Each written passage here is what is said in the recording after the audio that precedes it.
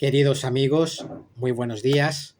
Soy el doctor José Antonio Alonso Navarro, profesor universitario, crítico literario, filólogo y traductor.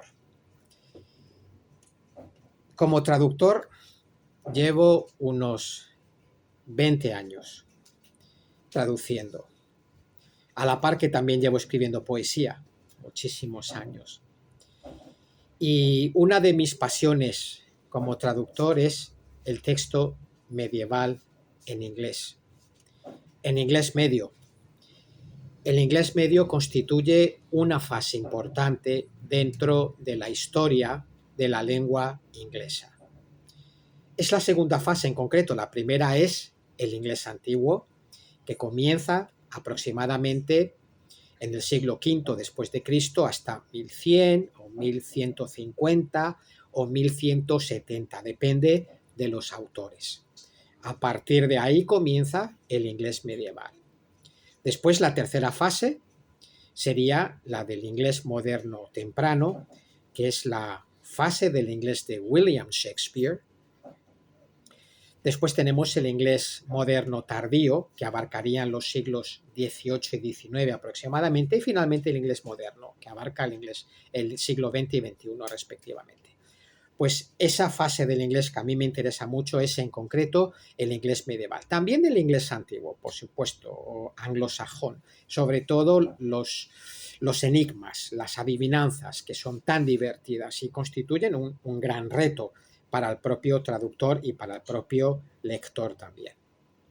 Bueno, pues hoy estoy aquí, queridos amigos, para hablar un poquito sobre la metodología, sobre los retos, los desafíos que tiene un traductor literario en general y quizás más específicamente el traductor de textos medievales ingleses, ¿no? Correspondientes a la literatura inglesa, en concreto a la literatura medieval inglesa. Bueno, yo creo, queridos amigos, que lo primero que tenemos que hacer como traductores literarios es escoger, elegir un texto que nos guste, un texto que nos deleite, que sea de nuestro agrado, que nos motive, que despierte nuestra curiosidad, un texto que nos haga felices, así de sencillo, que nos haga súper felices y del que podamos aprender muchas cosas, sobre todo, pues cómo era el ser humano en la Edad Media, qué pensaba, qué opinaba, cuáles eran sus miedos, sus inquietudes, sus sueños, sus proyectos, etc. Creo que es importante, queridos amigos, conocer todo lo que sea posible antes de traducir una obra literaria en concreto, pues todo lo que sea posible acerca del autor del texto, su vida, sus ideas, su ideología, su interpretación del mundo, de su entorno, de su realidad. Conocer acerca de su contexto social, cultural, económico, literario, religioso, económico, político, es decir, conocer todo acerca de su contexto. Creo que es importante para entender mucho mejor la obra que vamos a traducir. Yo siempre he pensado que los escritores son egocéntricos, en el sentido de que hablan de ellos mismos, claro, de sus sentimientos, de sus ideas, de aquello que les molesta, que les enoja, hablan de todo su mundo. Y así lo vuelcan y lo plasman en sus obras literarias. Por eso tenemos que conocer todo acerca del autor del texto, ¿no? Sobre todo de su vida también, ¿no?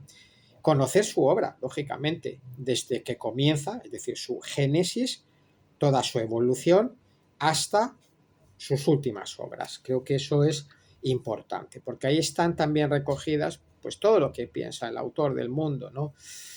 Yo creo que también hay que conocer, queridos amigos, toda la obra en general del propio autor, con todo su contexto. También conocer en qué momento de la historia se escribieron sus obras, en qué circunstancias, bajo qué condiciones, etcétera.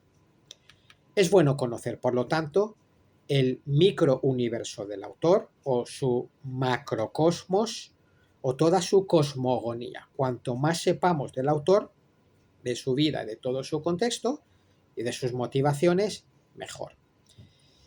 Como metodología de trabajo, yo creo que sería o que es muy positivo llevar a cabo varias lecturas del texto. Yo os quiero compartir mi experiencia como traductor durante muchos años, ¿verdad?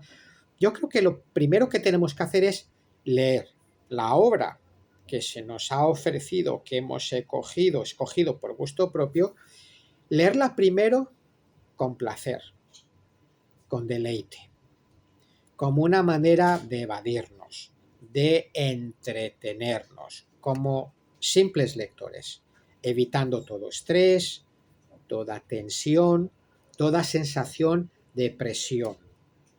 Que esa primera lectura no sea una lectura de trabajo. Después podemos hacer otra lectura, una lectura que yo llamo de reconocimiento. Reconocimiento en el sentido del vocablo en inglés reconnaissance, que es un término fundamentalmente militar, es una voz, un vocablo militar. Reconocimiento, a ver, vamos a reconocerlo, ¿no? De manera genérica. Después una tercera lectura más en profundidad, que nos permita adentrarnos más en el texto. A ver qué más cosas podemos descubrir después de esa primera lectura de ocio, de entretenimiento, de relajo, y después de esa segunda lectura de reconocimiento de todo ese terreno lingüístico, literario, que nos aporta la obra literaria. Y después, si se quiere, por último, una lectura final. Otro punto, yo creo que es el punto número 6, sería identificar los culturemas de la época. Es decir, vamos a señalar, identificar, tratar de encontrar todos aquellos aspectos propios de la cultura del autor, de su época, de su tiempo. Pues todo lo relativo, pues, a las costumbres de la sociedad en la que vivió el autor, comidas, nombres de políticos, topónimos o nombres de lugares, nombres de personajes famosos, de obras famosas, de festividades propias también de la época del autor, de acontecimientos históricos de los que fue testigo el propio autor. Como punto número 7, se me ocurre, queridos amigos, identificar posibles dificultades de tipo léxico y sintáctico en el texto. Por ejemplo, palabras que presentan polisemia, oraciones anfibológicas, oraciones ambiguas, oraciones que ya de por sí, de buenas a primeras, presenten pues, ciertas dificultades de traducción. Como punto número 8, señalar, identificar todos aquellos problemas que, para quizás disgusto o desagrado nuestro como traductores, pues no podemos solucionar.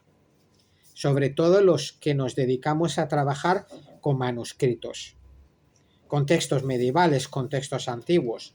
Es decir, cuando nos encontramos lagunas en el manuscrito, versos incompletos, estrofas incompletas que se han borrado, que han desaparecido porque el manuscrito está en mal estado, porque el texto ha sido emborronado, ha presentado tachaduras, muchos escribas, copistas le han metido mano y entonces eso ha hecho un poco ilegible ciertas partes del manuscrito. También nos podemos encontrar con errores del propio escriba, del propio copista, del propio amanuense y errores culturales.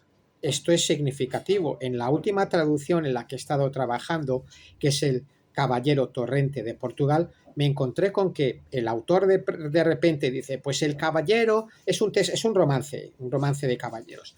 El caballero tenía en la mano derecha un escudo y después dice que no era un escudo sino una espada. Cosas así. O de repente hablar de un lugar y relacionarlo con Portugal cuando en realidad esa ciudad, esa provincia, pues no pertenece a Portugal, sino a Francia. Cosas de este estilo. ¿Y qué tenemos que hacer? Pues nada, simplemente hacerlo notar, destacarlo y comentárselo al lector en alguna nota, en alguna, ¿no? Detrás del libro, a pie de página, etcétera. Y seguir adelante disfrutando del texto y valorando, justipreciando el texto en su justa medida. También yo creo que es bueno pensar si vamos a hacer una traducción en prosa, si es que estamos trabajando con un poema, como suele ser mi caso, si vamos a hacer una traducción en verso libre, si vamos a hacer una traducción en verso con rima, si vamos a hacer una traducción más cultural, más histórica, más literaria, y pensar, por supuesto, en nuestros destinatarios. ¿Quiénes van a ser nuestros lectores? Eso nos hace reflexionar también acerca de si vamos a conservar el estilo propio de la época, que seguramente va a ser un estilo, pues, ciertamente arcaizante, o si vamos a adoptar o a adaptar, mejor dicho, el texto a un lenguaje pues mucho más moderno, más contemporáneo, más comprensible para el lector de nuestros días. También me parece interesante reflexionar acerca de esa teoría tan hermosa que plantea Hans Georg Gadamer en el marco de la hermenéutica, la teoría de fusión de horizontes. Es una teoría que está dirigida sobre todo a lectores, pero es que los traductores también somos lectores y no somos cualquier tipo de lector, somos lectores especiales, ¿no? Más entrenados para buscar desenterrar cosas que un lector normal, pues a lo mejor pues no desentierra, no desilvana, no saca a la luz. Y estoy pensando en Gadamer cuando nos aconseja que de alguna manera fusionemos, fundamos nuestro bagaje cultural, nuestro bagaje experiencial, con todas nuestras anécdotas, vivencias, experiencias, nuestra comprensión del mundo individual, nuestra perspectiva como seres humanos, como lectores, como traductores, con el mundo, con el microuniverso, con el macrocosmos del autor y del contenido de la obra que vamos a traducir. Me parece interesante esa fusión. Así lograremos pues, una comprensión del mundo mucho más amplia, que duda cabe. También tenemos, siguiendo a Gadamer, que ejercer un intenso acto de precomprensión. Precomprensión significa conocer de antemano el contexto, el trasfondo histórico, social, cultural, político, económico de la obra que se va a traducir, que vamos a traducir.